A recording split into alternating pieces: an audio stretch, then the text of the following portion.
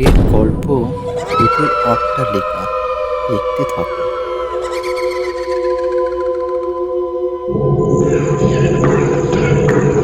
গ্রামের এক প্রান্তে একটি পুরনো অট্টালিকা ছিল, যা নিয়ে গ্রামের মানুষজন বহু কথা বলত। কথিত আছে, অট্টালিকাটি এক সময় জমিদারদের ছিল। জমিদার পরিবারটি এক রাতের মধ্যে রহস্যজনকভাবে নিখোঁজ হয়ে যায়। এরপর থেকে কেউ আর সেই বাড়িতে বাস করার সাহস পায়নি। বছরের পর বছর ধরে যারা সেখানে প্রবেশ করার চেষ্টা করেছে, তারা ভয়ের অভিজ্ঞতার কথা বলেছে।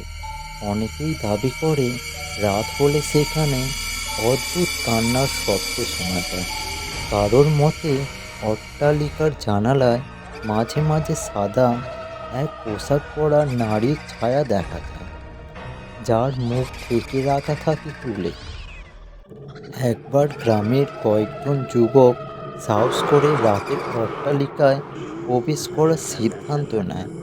রাতের আঁধার তখন পুরোপুরি নেমে এসেছে। তারা টর্চ লাইট নিয়ে ঘরের ভেতরে প্রবেশ করলো। প্রথমে কিছুই অস্বাভাবিক মনে হলো না, তবে কিছুক্ষণ পরেই হঠাৎ তাদের চারপাশে ঠান্ডা বাতাস বইতে শুরু করলো, যেন কেউ ফিসফিস করে কথা বলছে। তারা উপরের দিকে উঠতে গিয়ে দেখল, সিঁড়ির মাঝখানে দাঁড়িয়ে আছে এক সাদা পোশাক পরা নারী। তার দুটো চোখ রক্তের মতো লাল। সে ধীরে ধীরে তাদের দিকে এগিয়ে আসতে লাগলো। যুবকরা আতঙ্কে দৌড়ে পালানোর চেষ্টা করলো, কিন্তু দরজা বন্ধ হয়ে গেল নিজে থেকে। পরদিন সকালে গ্রামের লোকেরা এসে দেখে ওই যুবকরা বাড়ির দরজার সামনে অজ্ঞান হয়ে পড়ে আছে। তাদের কেউ সঠিকভাবে বলতে পারেনি কি হয়েছিল সেই রাতে, তবে একটি কথা তারা সবাই বলে, ওই অট্টালিকায় এমন কিছু আছে যা মানব সভ্যতার বাইরে।